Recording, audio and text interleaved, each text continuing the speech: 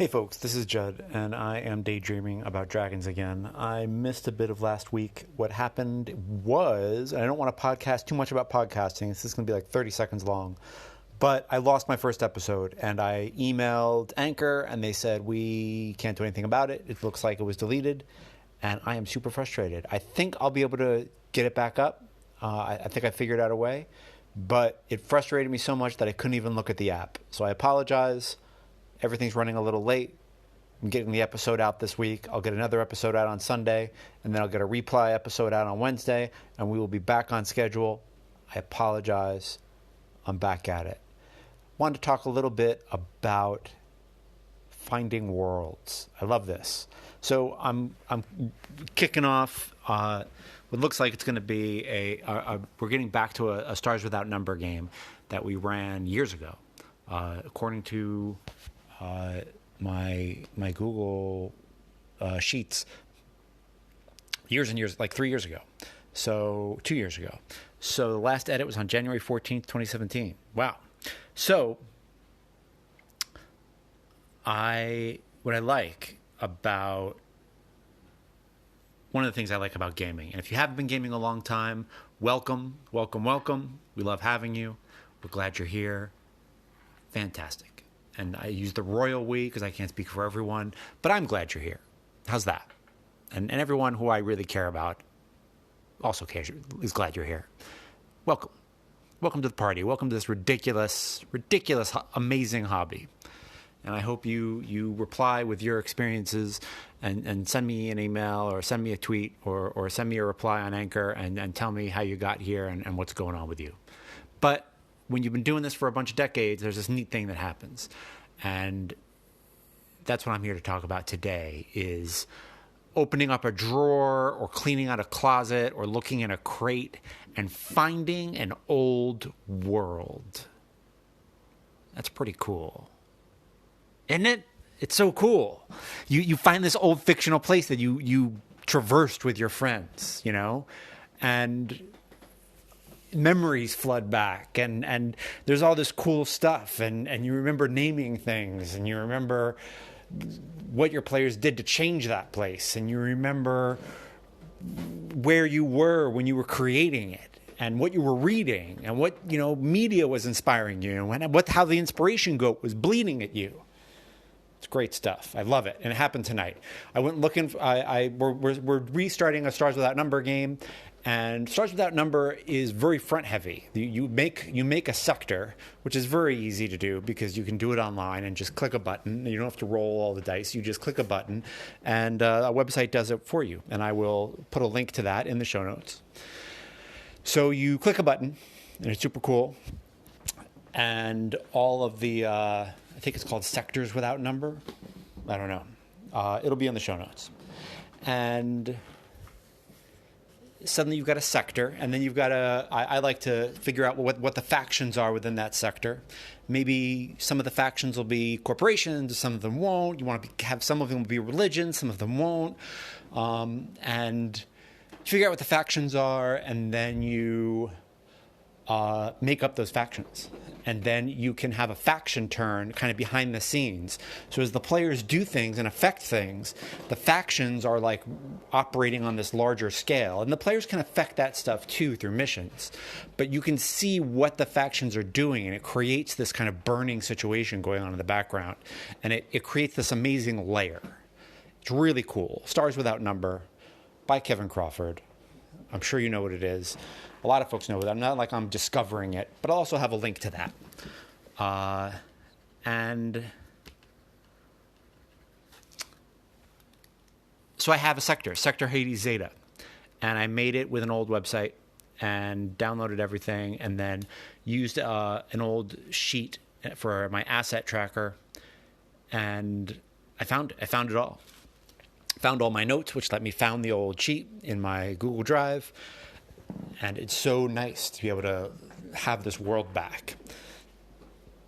I love taking notes for games.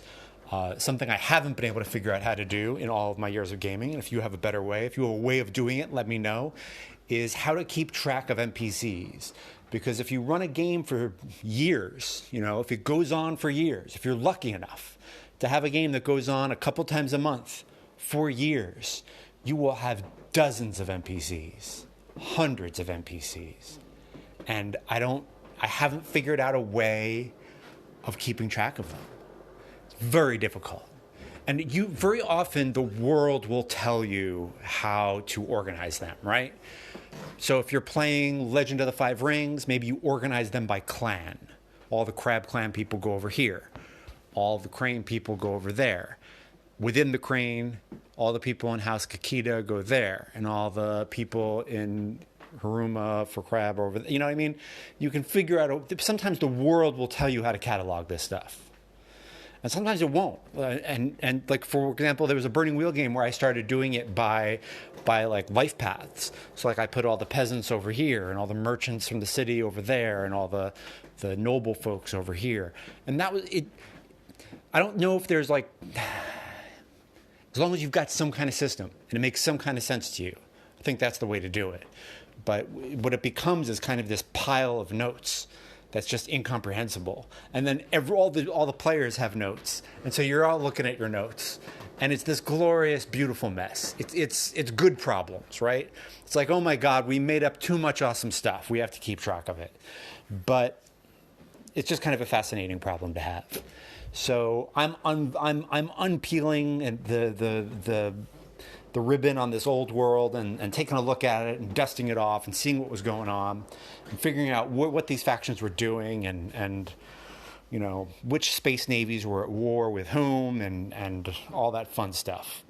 So that's where I'm at. It's a lot of fun and I love doing it. And I'm, it's just, I don't know. It's like this weird, I don't know if it's lonely fun, but it's an odd pleasure of the hobby of I like when games create artifacts. It's one of the things I like about Twitch streaming my games, is that if the Twitch stream then records onto YouTube, you've got it.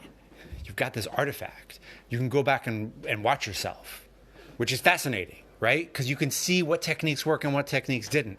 You can see which things when you had a good night, when you had a bad night. And what I found is that sometimes when I thought I was having a really bad night, it wasn't so bad. Sometimes when I thought it was really awesome, it could have been a little better. It's really an interesting thing. And I think it's just a really, I love having artifacts. And so that's one kind of artifact. The other kind is that I usually do is I write actual play posts in which I write down kind of the fiction of what's going on in the game, and then a little bit of what's going on at the table, and then a bit about mechanics and how that drove all that. And boom, I've got something that will talk about the techniques that got me there so that other people can read it and maybe benefit from it or enjoy it, that I have it so that, because I'll tell you, I definitely go back and read it. I love it. I love going back and reading a actual play post from a game I played 10 years ago. It's really nice. It's like revisiting old friends. It's like getting a hug. It's really lovely. Yeah, a digital hug, you know, a weird hug, but definitely kind of a weird, it's nice. Artifacts are great. Love it. Love it, love it, love it. And I think I'm going to be interested to see how in the days to come, how we start to make mechanics about having those artifacts become part of the game, right? Writing them in, you know, before you level up, whatever it is, you know, write a haiku about what you've learned. I'm not crazy about that one. I think the haiku came to mind because I used L5R as an example earlier. But you get the idea.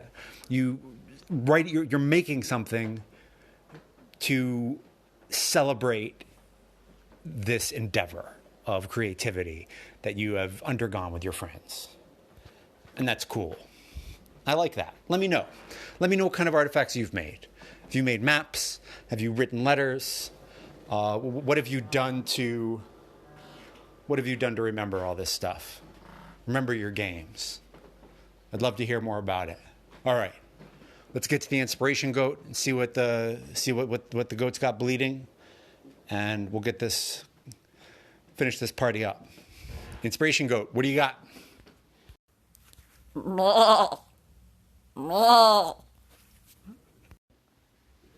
All right, thank you, Inspiration Goat. This is a good one.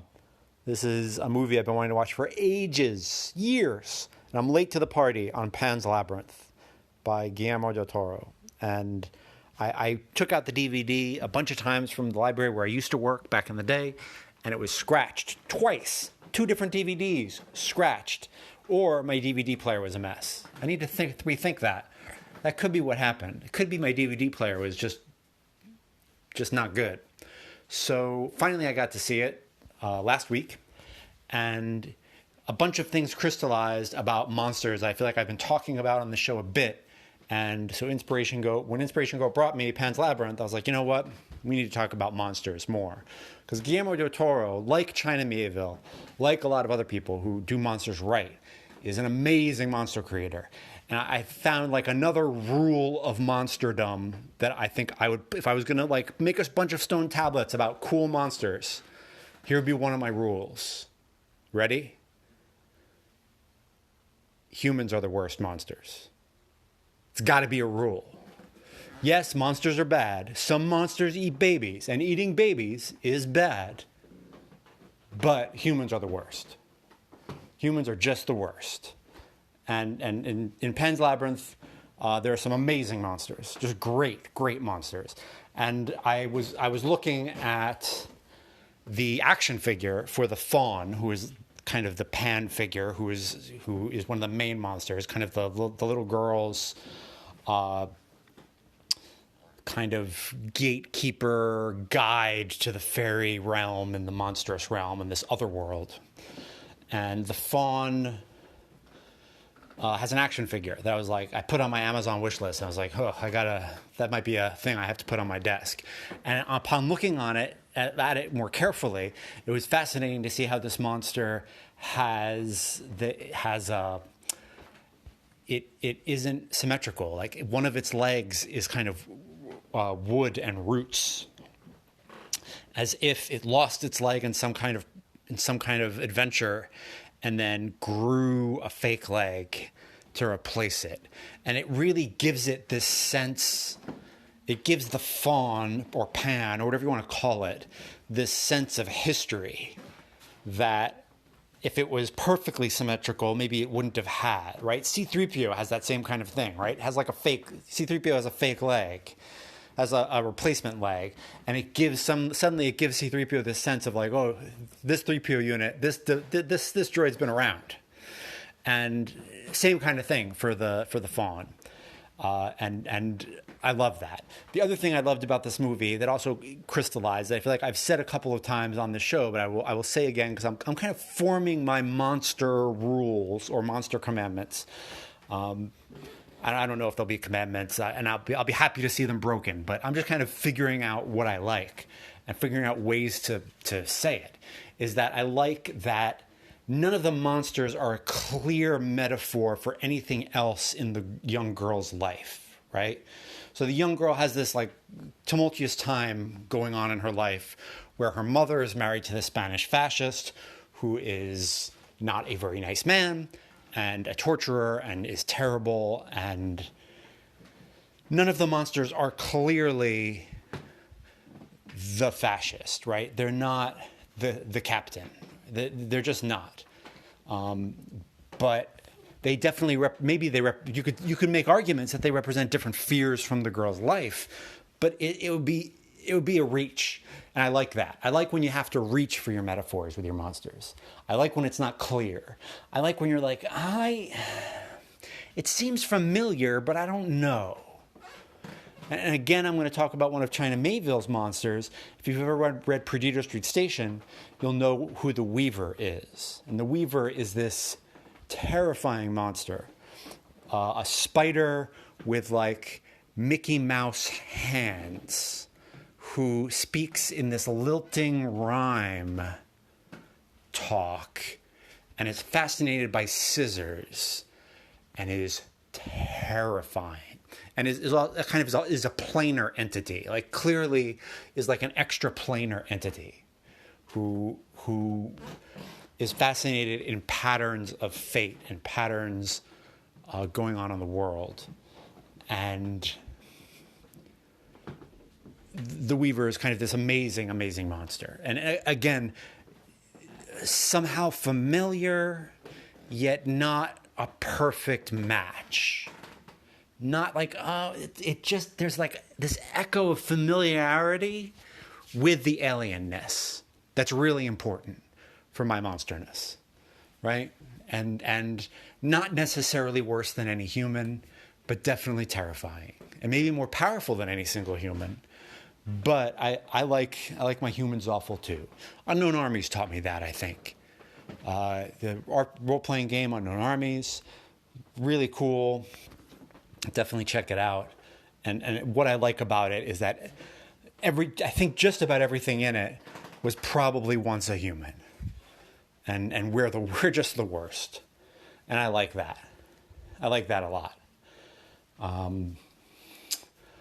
I think White Wolf needs to kind of sometimes needs to take a look at that, because I don't want to find out that a real world genocide took place because of a monster that is made up, because the monster that occurred that caused genocide is us, right? And patterns in history and people being apathetic and all kinds of other stuff, all kinds of other complicated things. So when you write that off to a monster, it lessens it.